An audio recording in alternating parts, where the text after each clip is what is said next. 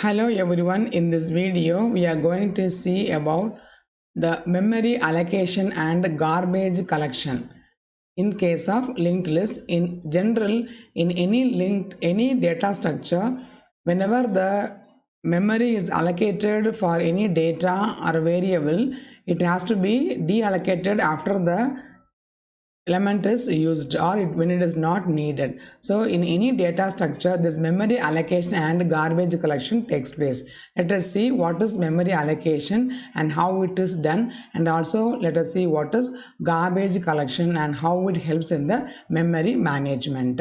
Let us see first of all what is memory allocation. Memory allocation is the process of setting aside sections of memory in program to be used to store the variables and instances of structures and classes. So normally in any programming language we use the variables and the structures and the classes. The instance of the classes are the objects and the instance of structures are the records. So we use any variables in order to do programming for the purpose what we are intend to solve. So these variables or the instances of structures has to be stored. So for that we have to find out some memory space, that is called as a memory allocation. So finding a free memory space and fitting the data in the memory space is called memory allocation. There are two types of memory allocations possible: compile time or static allocation, runtime or dynamic allocation. So here, what is compile time allocation is when the program is first of all written by the user, it has to be compiled first, and while compilation the source code of the program will be created. The program which is written in the high level language is converted into an object program, that is the machine level program. Here all the conversion of the memory addresses and the location of the data are all converted into the object code. So that time whatever the data is needed for the particular program, that memory space will be allocated. That is called as a compile time or static allocation. Static means fixed. But what is runtime or dynamic allocation is when the program starts executing. Normally we write the program, we compile it, and we'll check for errors, we debug the program, and then we'll go for the execution. That is, execution process is called as runtime. So the allocation takes place while runtime is called as a dynamic allocation. How it happens is, suppose a memory array is newly created, and the data is being inserted while the program is executed. The program is in the running phase. That is called as a dynamic allocation. So that normally involves the pointers. We all know that pointers is the variable that contains the address of the variable.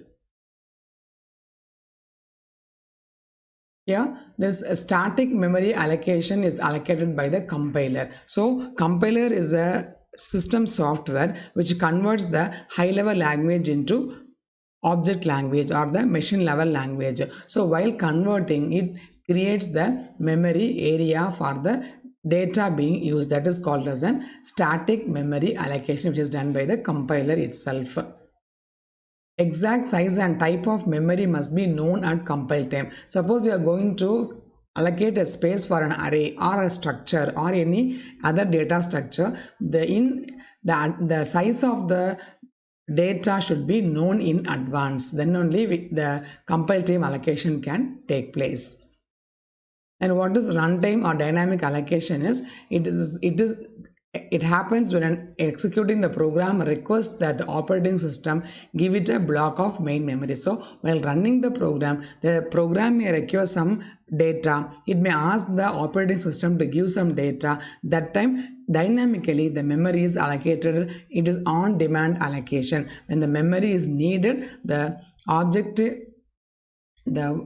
whenever the memory space is needed, the operating system is requested to give the memory allocation. That is called as a dynamic memory allocation. The program then uses this memory for some purpose. Usually the purpose is to add a node to a data structure. So when you are creating new data structure, dynamically the list grows. So when the list grows, we need more and more memory to be attached. So that is the concept of dynamic memory allocation. In object-oriented languages, dynamic memory allocation is used to get the memory of the new object. So we have one concept called object-oriented language that we always create the objects for the class. So whenever new objects are created for the class, naturally the memory will be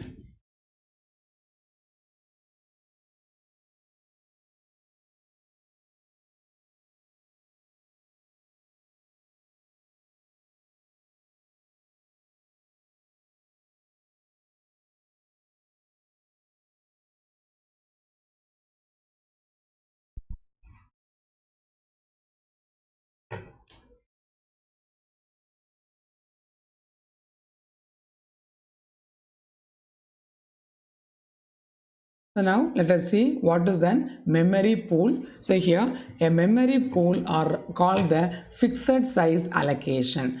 Actually, the memory blocks may be either fixed size or variable size. Fixed size means, for example, all the blocks are of 8 bytes or 16 bytes. Like that, the sizes of the memory is fixed, that is called as an uniform, that is fixed, that is called as an fixed size blocks. And sometimes we need the dynamic size blocks also. So that means the sizes are variable. Some may be short and some may be long. A more efficient solution is pre-allocating the memory, the number of memory blocks with the same size called the memory pool. So here, when the efficient allocation can be done, it is always done by the same size of memory blocks, because there is no need to ask for the size of the memory block and then to allocate it. The operating system automatically allocates the memory blocks, that is the fixed memory block allocation. That is one of the efficient solution of memory management.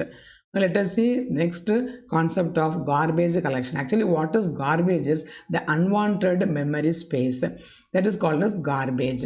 Garbage collection is a form of automatic memory management. So the program starts using the memory, and it after using the data or a variable or data structure, the memory is no more needed. In that case, the operating system automatically returns the memory, unwanted memory or the unused memory to the memory pool. That is called as an garbage collection, that is automatic memory management.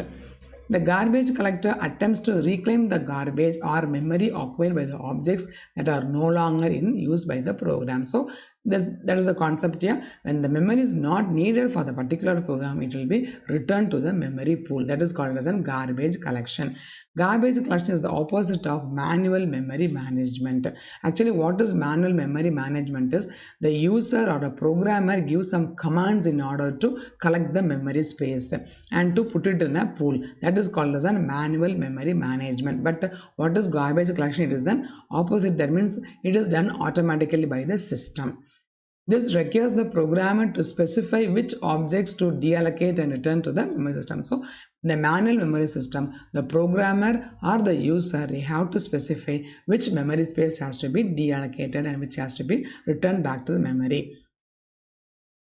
Like other memory management techniques, garbage collection may take a significant proportion of total processing time in a program and thus can significant influence on the performance. So, since the dynamic memory management, that is the garbage collection, is done by automatically, it also occupies or it also needs or it accepts or it uses the much of the significant portion of the total processing time. So naturally it will influence the performance. That means the performance will be degraded or it will be slow.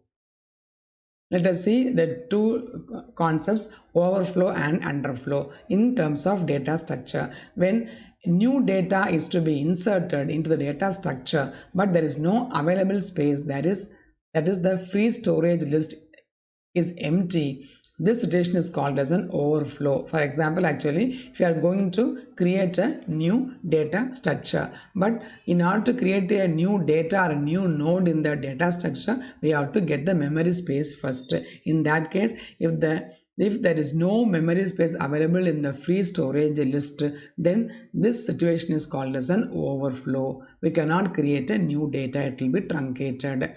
And when we want to delete a data from the data structure that is empty, this situation is called as an underflow. So suppose you are deleting the data, and when you delete the data which is empty, so that is not possible. We cannot delete which is not there. So that situation is called as an underflow. Okay,